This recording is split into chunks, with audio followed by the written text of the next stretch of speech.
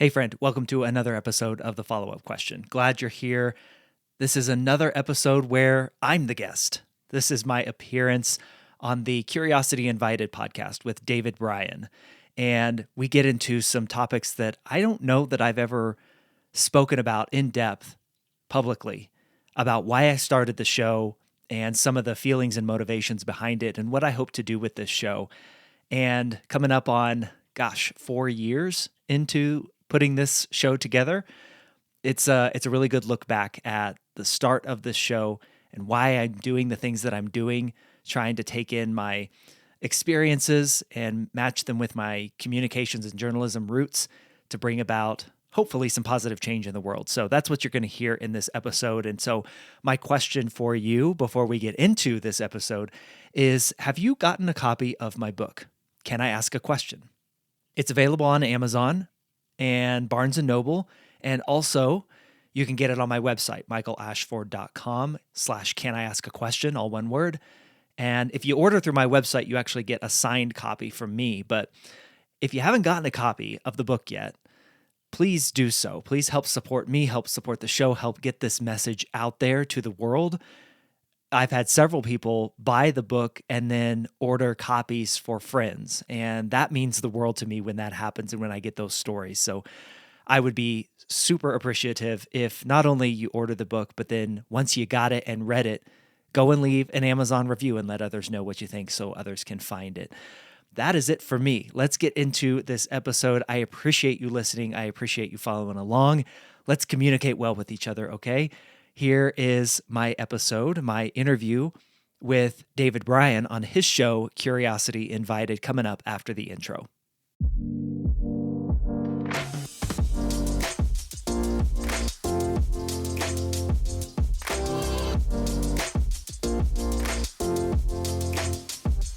Welcome to the follow-up question. I'm your host, Michael Ashford. Come with me on a journey as I explore how we communicate well. What we have been taught about communication and what has been modeled and incentivized through our culture has left us in a place where we know how to exert our ideas and opinions and beliefs onto each other, but we miss the other half of conversation, the extraction. My aim with this show is to bring you perspectives and ways of looking at issues or topics that perhaps you haven't considered before. To teach you how to ask curious questions, how to seek understanding over certainty, and how to listen and give space so that ultimately you might become a better communicator. I'm a former journalist who believes everyone has a story to tell, and it's only when we ask questions and listen that we reveal what connects us as humans. Our dreams, our desires, our experiences, our ideas, and what we stand for, rather than what we are against.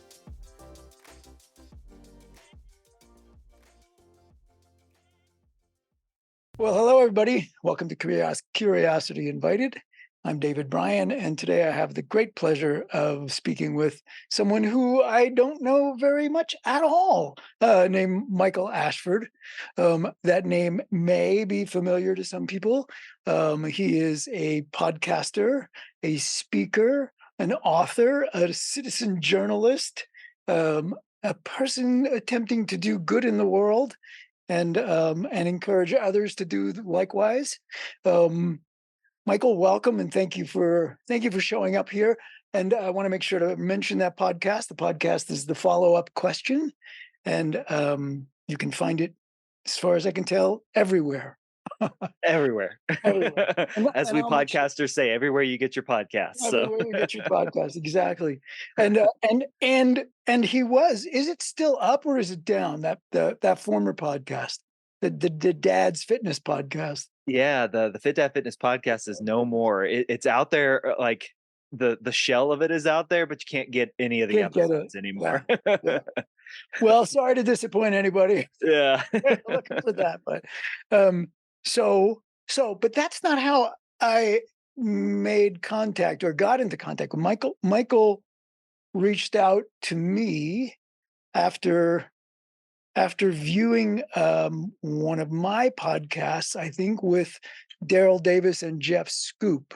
Yes, sir. Daryl Davis, the musician by training and extraordinary human being by birth, no By doubt. nature. Yeah. Yes, exactly. And who has spent many years reaching out to connect with people who um, walk into that situation hating him, right? I mean, the Klan, the neo Nazis, et cetera, et cetera. And Jeff Scoop, who was for 25 years the leader, head of director. I don't know what the title is of the National Socialist Movement, which is essentially the American Nazi Party, and no more. And in fact, is really helps people now get out of the movement, and he too tries to make connections, help people make connections with people who they might not otherwise do that. And so let me ask you. So what do you hope will come out of this conversation? I mean, we've just shared, we have many intersecting lines in our past. We do. Exactly. Well, so maybe we can start with the follow-up podcast. So you are actively you are by day a marketing executive, a marketer, Yes. right? You head marketer for a software company. But by, well, I don't know when it happens, but you are also this enthusiastic podcaster, blogger, et cetera, writer, and speaker. Had a couple of TED Talks, et cetera, et cetera. Yeah. Um, so, so the podcast, why and what's it about, and why did we start it? Why the podcast? So let's go back to the summer of 2020. I'm sitting on the couch watching the nightly news with here in Denver with my wife, and we were watching at the time the riots that were happening all across the country, and including here in Denver, in the wake of the George Floyd murder. And we're going through that. We're also going through, every news story is either the riots or the presidential election, which was just like hateful and vitriolic and just like nasty, nasty. And then, of course, we were in the middle of a pandemic, so we were all shut off from each Mm, other. right, And right. we were watching the nightly news and seeing the angst, the anger, seeing the response to that from both sides. Like some feeling that it was a cathartic moment for the US, and some feeling as if it was a threat to the US and its democracy. I mean, depending on where you're coming from. And I was just talking with my wife about it, and I'm like, I don't. This feels really disappointing. This feels really deflating because I don't think this is who we actually are. Like when I talk to people face to face, it doesn't ever get to this point. Like, yeah, emotions may run high, but it never gets to the point where like we're fighting. We're enemies of each other. And me being the former journalist and the millennial that I am, uh, I was like, I have no idea what to do. I'll just start a podcast. So that's how the follow up question started, which was I want to. I want to do what I know how to do best, which is ask questions, which is interview people, going back to my journalism days, my journalism roots. And I want to get people from all different walks of life, all different perspectives, I want to record my conversation with them and see if there's a way, if there are common threads that we can establish in just hearing people's stories, like getting beyond the Twitter 280 characters and getting down into the deep nuance and complexity of who people are, with a theory that if I did that, I could help us see that we're not as divided as we appear to be. And I think I've accomplished that. Like if over the course of coming up on 110 episodes of the show as we record this, David, I think that is coming to light. I think that's true.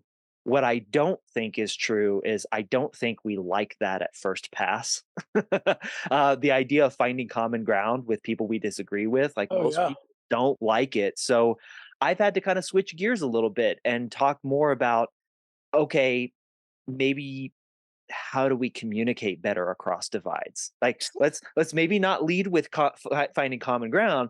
Let's just how do we communicate through conflict better? Just said. Say more about the sort of people not wanting to find common ground. You mean they want? You mean your experience of at least a bunch of people, right? I mean, nothing's everything, but of at least a bunch of people is that um, they really want to hold. They're getting something from holding tight to their ideas, principles, tribal affiliation, Yep, whatever it is, right? They're getting something from that. for sure. So, what do you think they're getting from that, other than charged up? Yeah, yeah. They're getting you hit on the tribal part. And that to me is really, really critical because to go and seek common ground with someone who your tribe has labeled other or the enemy or not like us, to go and seek common ground with those people is dangerous to you and your standing within your tribe. And your tribe could be your social media friend group or acquaintances. It could be your family. It could be your coworkers. I mean, whoever you define your tribe as, the people you ideologically align with, to lead with that curiosity and go and say, "Hey, you and I disagree, but I want to try and find ways that we can work together." We've been so conditioned a lot of by a lot of the people who I used to call colleagues in the journalism world, especially Mm, at the national level. I don't consider them journalists. Actually, I call them media entertainers.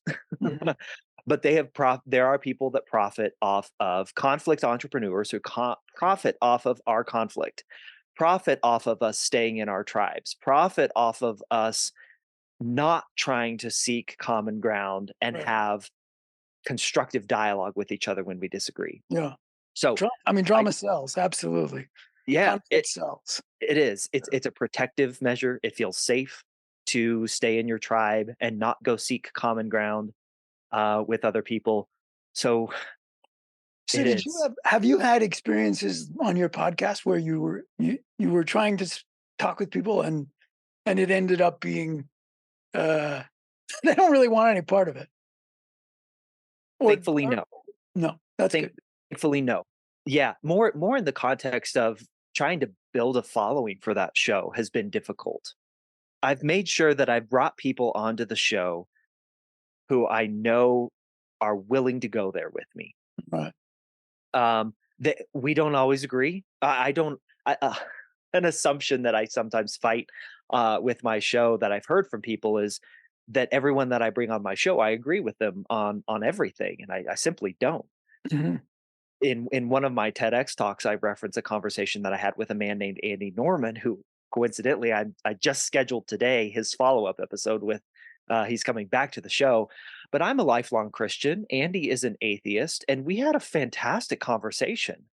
I was really, really nervous and uncomfortable leading up to that conversation with Andy Really? because a lot of his ideas challenged me in ways that were, yeah, uncomfortable. Like he doesn't believe in the things that I believe in.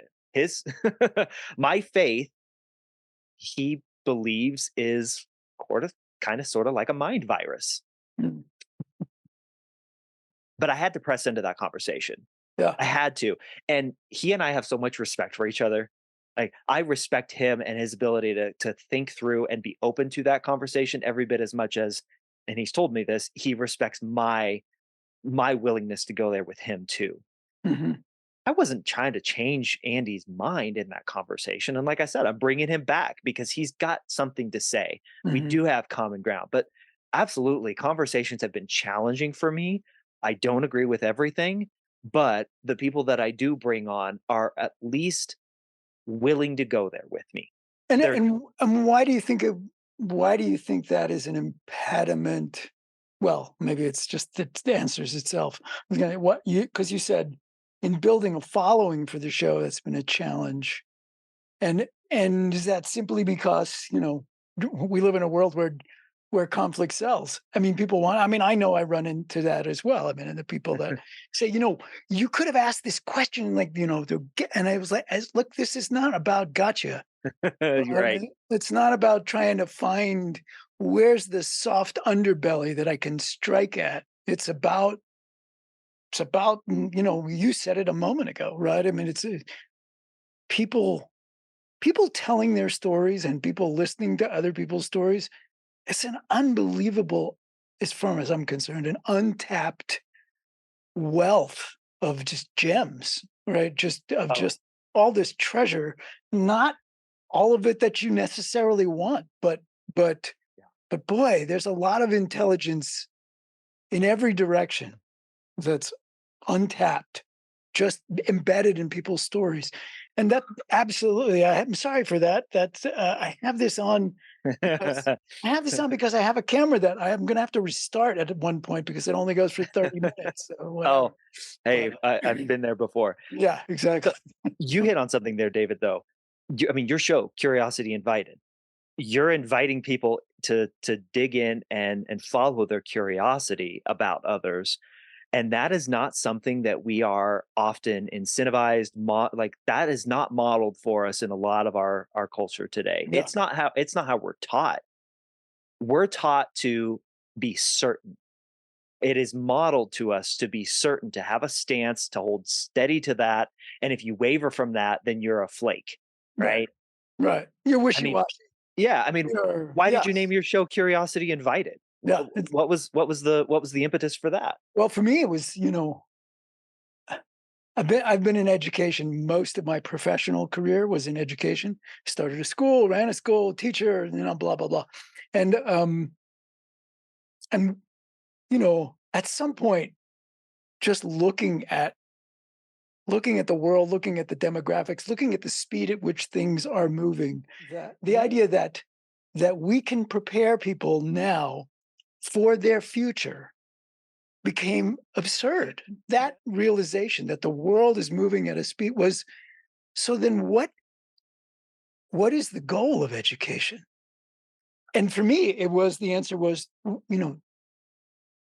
to teach people to be curious about their world, to Mm, genuinely be curious about their world, about other people, about things they love and about things they don't love, and to ask questions of themselves, of the stuff, of the information, to ask questions. That's the, you know, that's the only way you can be prepared to, like, that we used to tell the kids, like, look, we want you to know what to do when you don't know what to do. Like, what do you ooh, do when you don't know what to do? ooh, that's I good. mean, isn't that Ooh, what that's good. education is? Because how am I gonna, like, if I could teach you everything you're gonna know, but you're gonna walk into, just like you have in your career, whichever one of your careers it is like, and you're going to walk into something unless you're really unlucky and have one of those jobs that everything in advance. It's like you're going to come in face to face over and over with situations you've never seen one of those before. So what do you do when you don't know what to do? And so curiosity it's the goal, right? I So love it. What's interesting is for so long, what you just described, David, has been labeled as the soft skills. yes, right, And it's been treated almost as if it were, oh, yeah, like those wishy washy things. right, My belief is it's because there's no right answer. It's been avoided because there's no way to be certain about what to do when you don't know what to do. I mean, right, we all just literally went through 2.5 years of not knowing what to do. exactly. Right. And, and look at how many different responses there were to that situation Yeah, and how many people, so much of it from my vantage point, just kind of taking a step back, so many people looking for certainty in a time and a place and in an environment and an experience where there was none to be found. And yes. that really, really sent some people into some dark places. Absolutely, and I think exactly what you're speaking about, that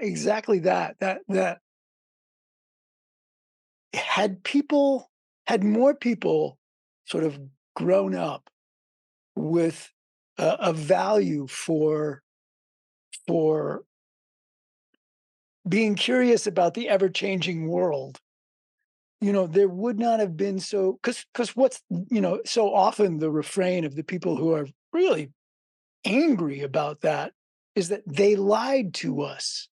They told us this, but first, no, there's no reason to wear a mask. Then you have to wear a mask. Then it turns out masks are not. Then only a mask is, and it's like they were lying to us. Was like, well, no, the way the world works sometimes maybe some people were lying, but like you find out more information and then you change your mind because you now have more information. And that concept, I think, as you just said, it's not how we were taught to be. Where's the certainty? The And things ability to I change certainly your don't mind, count. Right. the freedom and space to change your mind and be okay with that and say, "Look, based on new information that I have, Right. I now believe this differently," Yeah. or I now do. One of my favorite examples of this, I was in line at the post office. It would have been December 2021, kind of in an upswing of the pandemic. Uh, Actually, December 2020, upswing of the pandemic. Things were getting bad going into the holiday season. I was in line at the post office. It was like 30 people deep, and we were all, of course, 6 feet apart, Right. masked and everything. Right. Right. There was a guy in there who was just ripping into the post office manager. He had mailed a package apparently a couple weeks beforehand. I could hear everything because he was yelling that loud.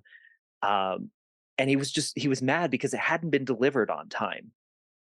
And I think most people would see that and immediately, what I've experienced in my case anyway, a Yeah. lot of people would look at that and label that person as an instigator or a troublemaker, or who does that guy think he is? Like, he's a jerk. He's wasting everyone's time. He's ripping into this guy who doesn't even have anything to do with this package that he mailed. And I initially had those thoughts, but then I'm sitting back here and I'm thinking, okay, let's take a survey of what's going on here. We are in an incredibly unknown time in our life. He's out in public. The thing that he mailed, maybe it was something really, really important that he had to get to his family. And so this is where my mind went. Either he's like nervous about being out in public because of everything that's going on, and he's had to stand in this line now for 30 minutes. His issue just kind of boiled as he had to wait more and more and more, and he's nervous, and like none of us knew what to do. So it could go there. But then I was like, maybe that thing that he mailed was like the memento of a family member Mm. that who passed away from COVID. Mm. And they were in another state. I think it was Ohio, and we're here in Colorado from what I could hear. And he's not able to attend the funeral service. Like, I wasn't able to attend the funeral service of my own grandmother that Mm. year. Mm. I had to watch my dear sweet grandmother's funeral service over Zoom. And so I'm just thinking through, like, how could I have a little bit of grace for this guy? Like, yes, maybe he's showing up in a highly emotionally charged way, but what could be true about his life that he would show up like that? I don't think that's who we are by default. We've got to consider the other circumstances going on around us. And that to me is a frustrating part of what I see when I see all the people either swinging far, far to the one side of the pendulum where it's everybody needs to wear a mask, and I'm gonna yell and throw down if I see you not wearing a mask, all the way over to they're lying to us, like kind of like what you Right. said. They're lying Right. to Right. us. They're changing their stories just to keep us down. It's a dictatorship. Yes. I just it's Yeah. these things where I just wish we would take a step back and understand, like, people are going to respond in different ways because none of us have ever lived through this before. We just haven't. And we got to give some grace to each other for our responses, for the emotion that comes to the surface, and dig in and start asking questions of ourselves, about them, of them. Like, go and actually engage in a conversation with somebody you disagree with. And if you don't have somebody in your network who you can go and ask questions of, who disagrees with you, your network is not big enough. You're Your living in network's a too small. bubble. Right, yeah, yeah. Yeah, I really like that piece in your talk where that was the one of the talks that Yeah, I saw, where yeah. that was the focus is, yeah, if your life is if you're surrounded by, I mean, and, there's fabulous to be surrounded by people who love you, and everything you do, everything that comes out of your mouth, they think is gold, and they just and that's a wonderful thing, and if that's if that's the entirety of your life, well, maybe maybe you need to step out a little bit I because I heard it put this way, is your goal to vent or actually solve a problem? Because if your goal is just to vent, then yeah, you need yeah, people in your life who you can just have a beer or have a glass of wine with yeah, and just rail on like the problems that you see. We all need that outlet. We all need that right, release. It's a exactly. good thing. But Yeah, if that's all you do, if that's all your interactions and you're complaining about the same problem over and over and over again and you don't have anyone to go to help solve problems, then you know you've got maybe a constricted worldview a little bit. yeah. In a situation like here's the guy going off in the post office, and he's pissed, and he's angry, and he's upset, and he's all sorts of things, and he's loud, and so what to do? I mean, do you think we all have a role in that? Is the manager only have a role in that? Mm. What does one do in a situation like that? Oh, I've never been asked that question, David. That's a great one.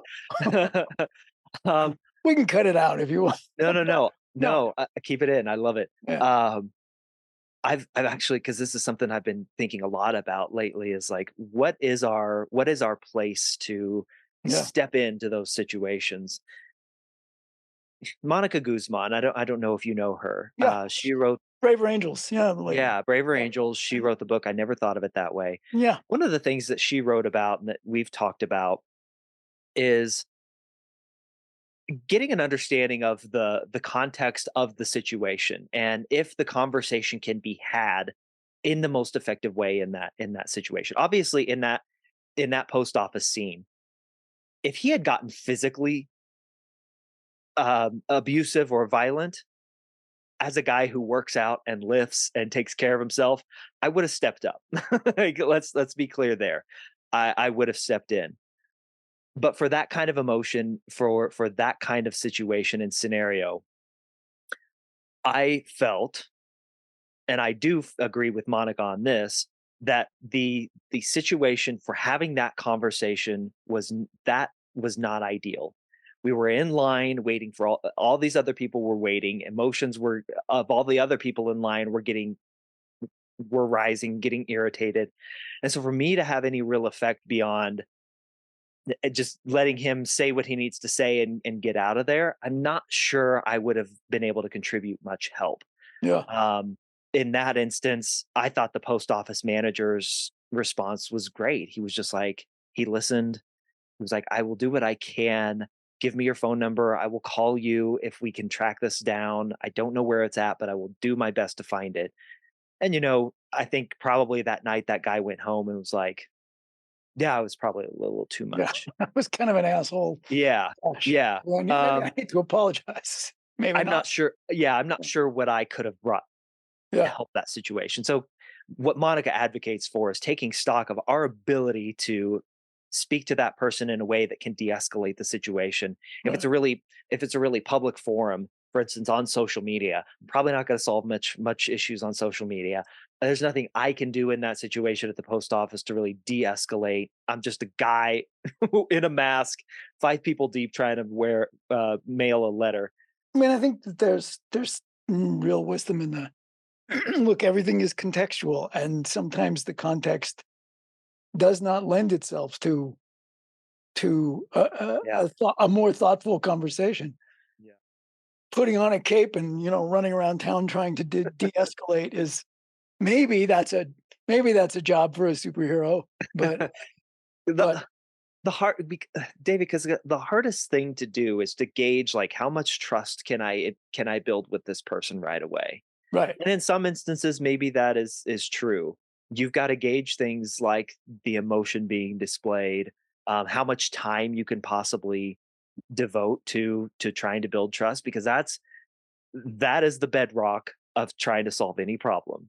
I'm not going to solve any problem. You're not going to solve any problem if trust has not been established first. Mm, And getting an accurate gauge of, in the next 5 minutes that I'm in line with this guy, can I right, establish trust that will de-escalate the situation, that will just get him, because what's my goal too? I just want to get him out of line, or do I want to right, have him right, treat the store right. manager better? I don't know. But that is also something that, you kind of got to take, there's some nuance to it. Can I build trust Oh, while not making everybody else around me mad that I'm just taking up time in line? right. Yeah, it used to be just that guy. Now it's both of these guys. Now they're both going at I it. I have an appointment. I don't know. And that's the But most frustrating part, I think, probably about the work that we do, is how often we have to say, I don't know. yeah. Well, that's an interesting thing, the work that we do.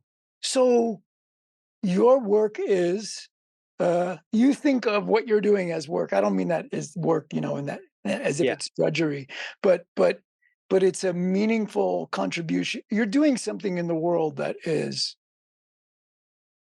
well, I mean, I think I said it when like he's a person who's attempting to do good in the world and help others do that as well. And I think that's true. And what a great job that would be to have Yeah. in this world, right?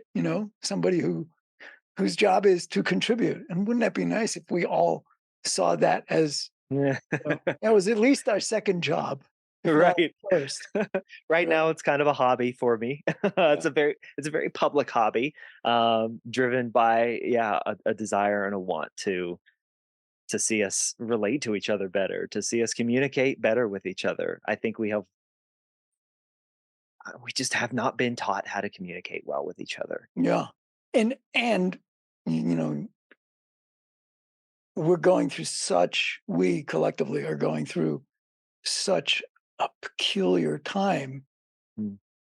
for that, right? Between the pandemic, the 2016 and 2020 elections, and you know, I really don't blame it on Trump, but his, you know, he didn't create. Well, he helped create, but he revealed stuff that was invisible for years, and the full expression of that is still happening. And that's really, it's challenging, and I mean, and good for you to like feel like, to sort of see the trauma of all of that and say, look, gotta try to do something. Gotta try to do something. Pulled it off. And you're right. I think he Yeah, revealed and exposed a lot of simmering angst right. that, let me be clear on this, because I have many family members and many friends who voted for Donald Trump,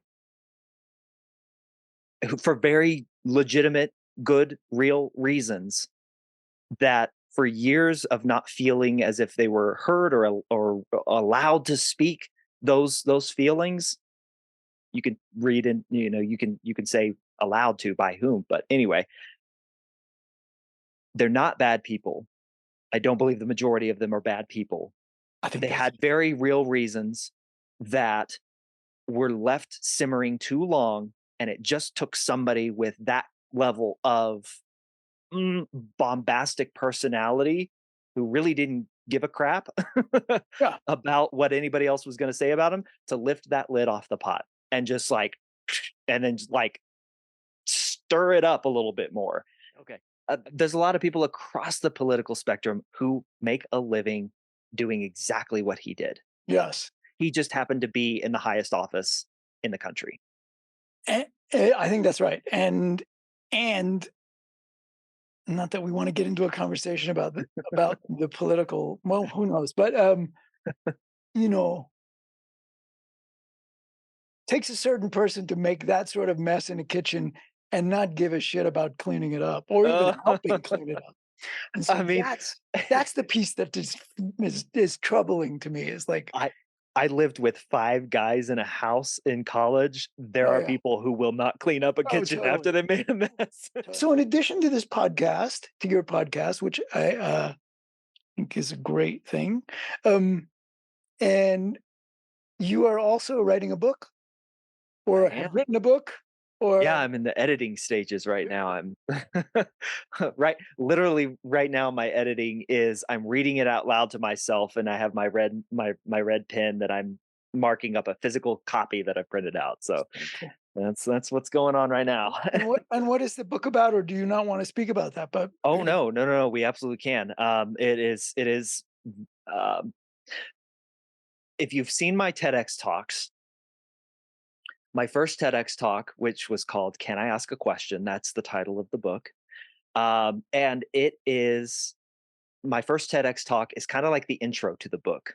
I expand on it quite a bit, obviously, because it's a book and there's more, and I don't have 15 minutes of time devoted to it. And my second TEDx talk is like the final chapter. And so the book is filling in all the gaps between my first TEDx talk of how do we find common ground? Um, how do we get curious and follow our curiosity about other people and to try and solve problems, to try and build bridges, going through all the steps there of what I call the psychology of conflict communication, leading us to answering the question of why. Like, why do we want to do this? Why do we want to find common ground? Why do we want to build bridges with people we disagree with and have complex, nuanced dialogue? Well, my second TEDx talk was all about I believe we want peace in our lives. mm, How we go about finding and creating that peace is the difference between actually experiencing it and having kind of a specter of peace in our lives. There's a big difference there. So what, that's the book. well, wait, what does that mean? The specter of peace. What do you mean by that? I think there are a lot of things that we do that create this illusion of peace Mm, that are not actually peace. So when we and I hate using this term, but when we cancel someone, yeah, that's not creating peace. That's not creating lasting peace. That's kind of just just the saying opposite. right. Yeah, That's just saying um I'm not going to pay attention to you anymore. right. Like that's not changing. When we ghost someone after let's say a job interview or a relationship or a friendship, that's creating an artificial peace.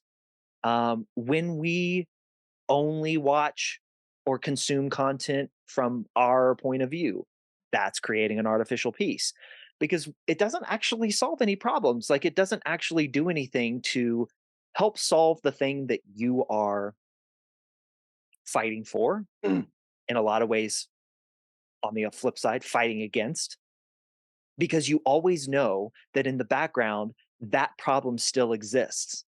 That's the specter of peace. It's not real. We're withdrawing from all the things that make us uncomfortable, thinking that that's going to take care of the problem.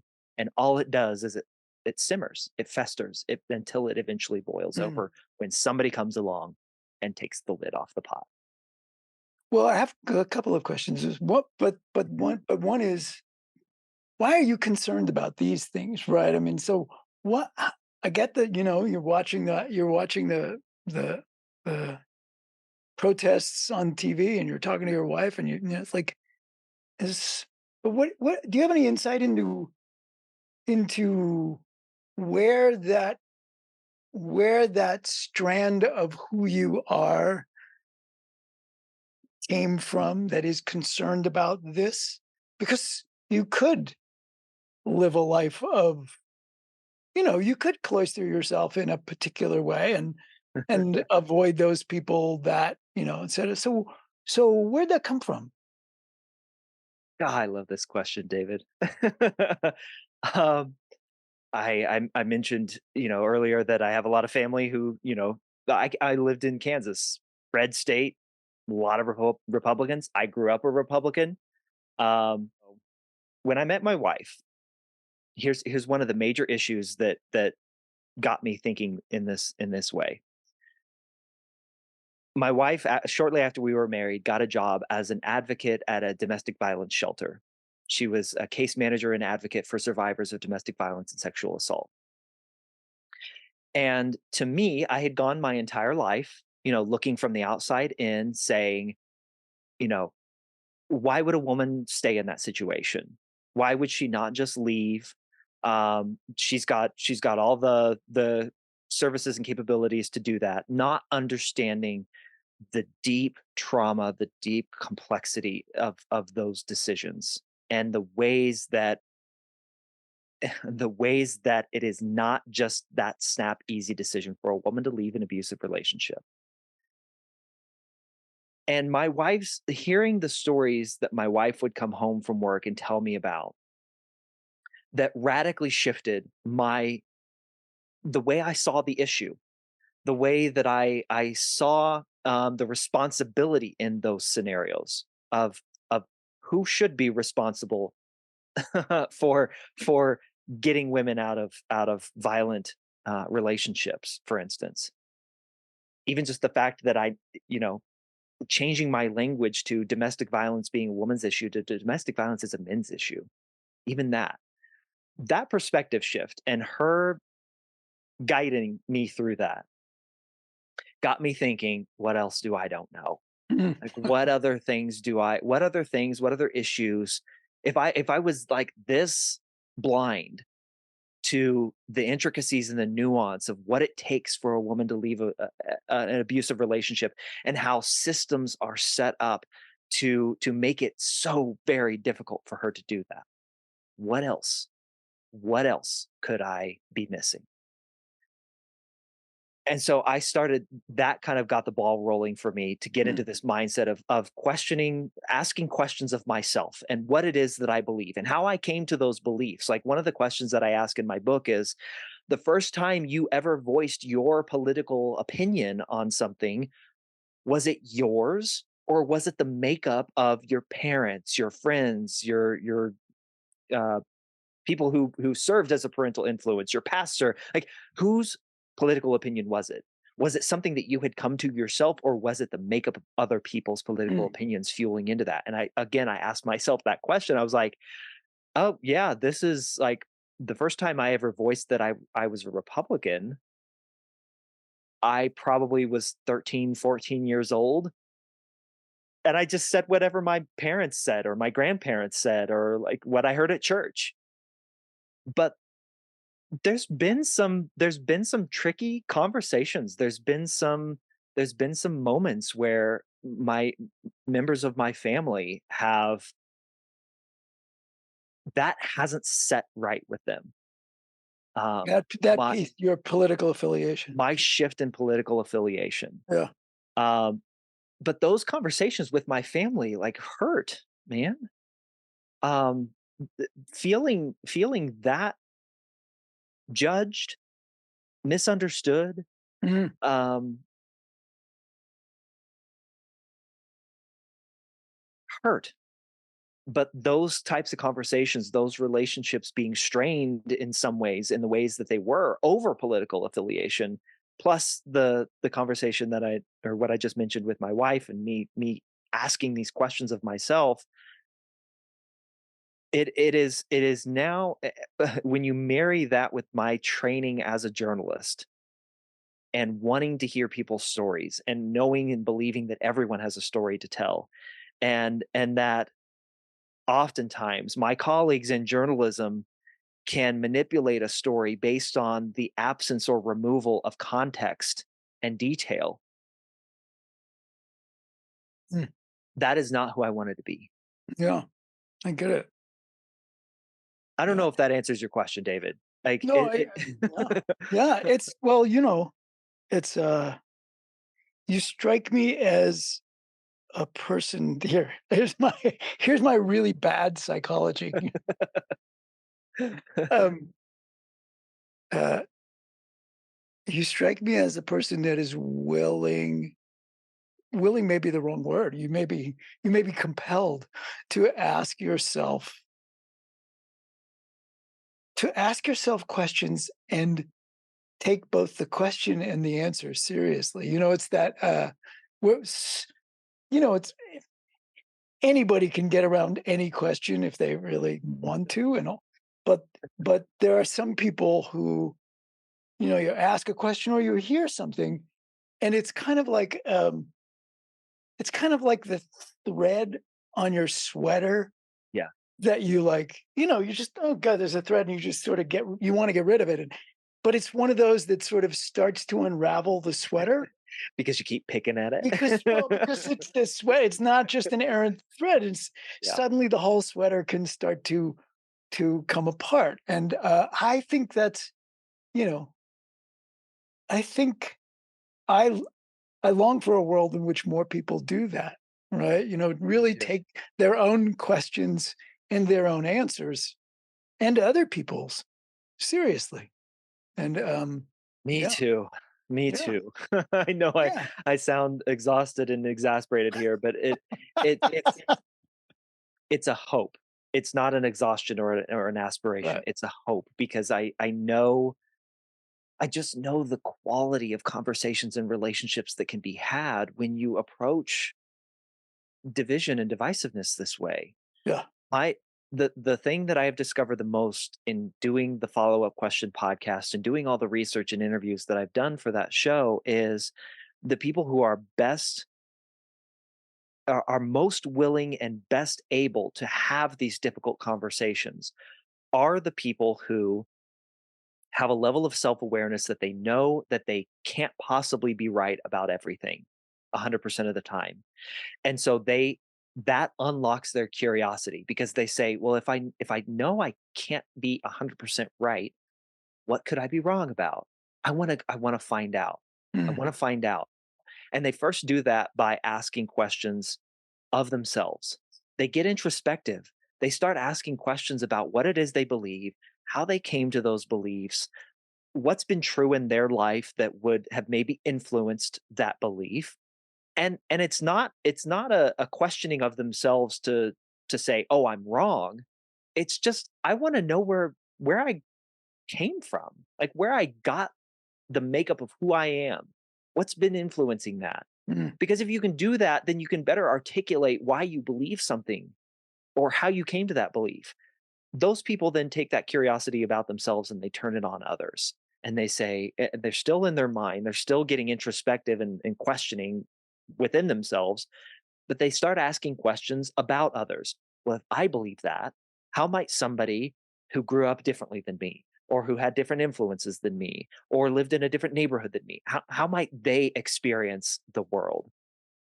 They then follow that curiosity about others to go find out actual answers from those people. They ask questions of others that eventually leads them to have a more complex, nuanced understanding of an issue that they again couldn't possibly have all the answers to.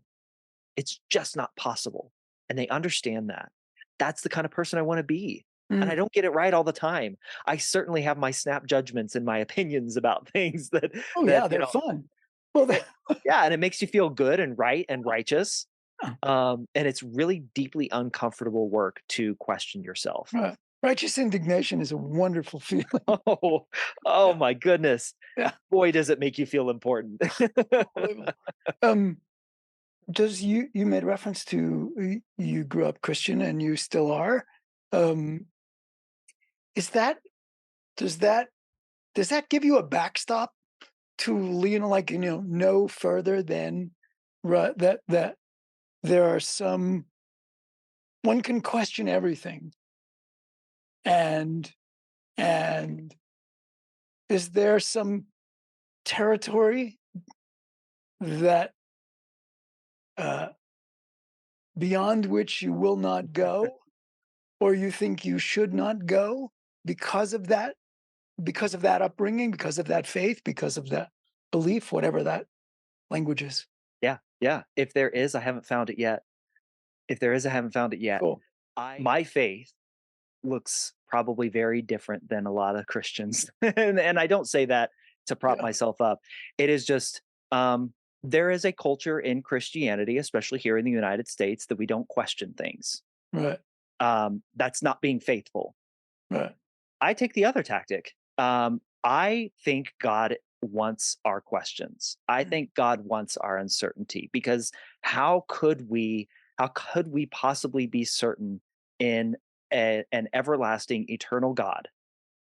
Like, if we got to the point where we weren't asking questions about what it means to believe, what our faith looks like, what the Bible says, what a relationship with Jesus looks like, what prayer looks like, how it's supposed to be done, how church is supposed to be done. If we get to the point where we're no longer asking questions about that, we have placed we have placed our God in a box and say, you are no bigger than this. Right. And yet we claim to believe in a God that created the universe. It's interesting. It's I'm willing to go anywhere with you on that. I yeah. Because that's exactly, like, I'm doing that right now with my faith, and I think a lot of the questions that I'm asking about my faith would be very off-putting to a lot of people, because I'm questioning things that, I'm almost 39 years old now. For 35 years of my life growing up and being in church and growing up in church, we did not ask these questions. Right. Right. So let me give you an example. I know I'm speaking in like big terms here, No, but no, no, it's fine. one of the big questions that I'm asking myself, David, is the way that sin is defined by a lot of Christians is very, very action oriented. You do this thing or you don't do this thing, and if you don't do this thing the right way, the way that the Bible says, or the way that your pastor says, that's living in sin.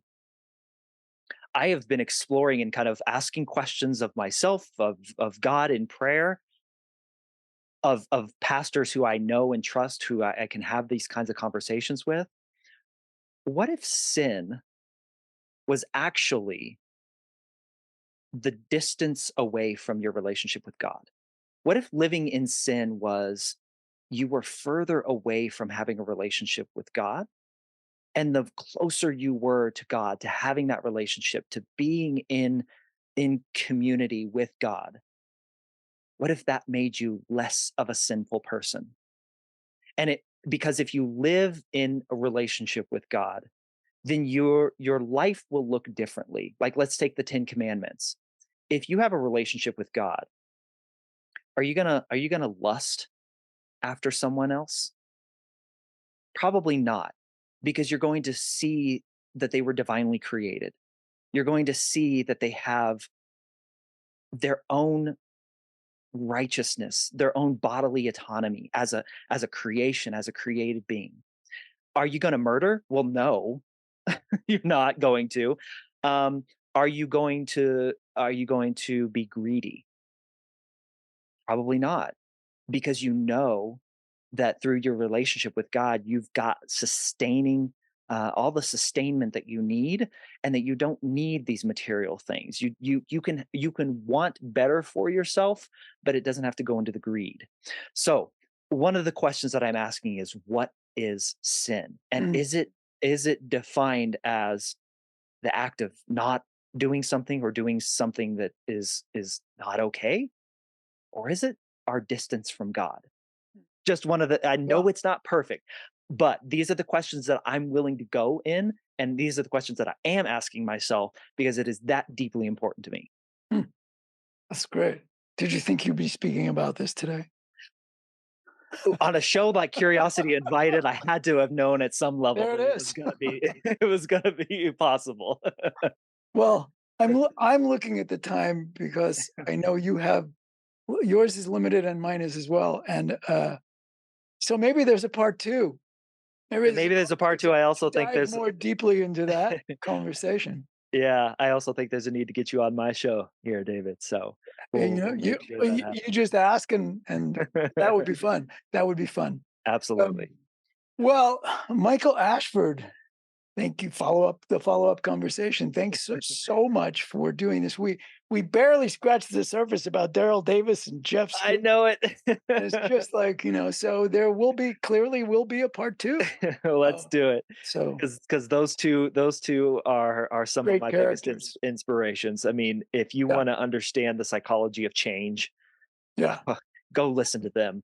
Go listen to Absolutely. them talk. The willingness to, and what everybody knows is impossible. How could it possibly be that, those two fellows are friends, Yeah. or that, Daryl is friends with a former Grand Wizard? How could that be? And if that's possible, why are Democrats and Republicans fighting? What a stupid idea. You're asking So, you're asking some important questions there, yeah, David. exactly. Well, Michael, thank you. It's actually great to get to know you, and great to meet you. Absolutely. So Thank you, sir. so thanks so much, and have a good rest of your day. Absolutely. You too. All right. You too. Take care.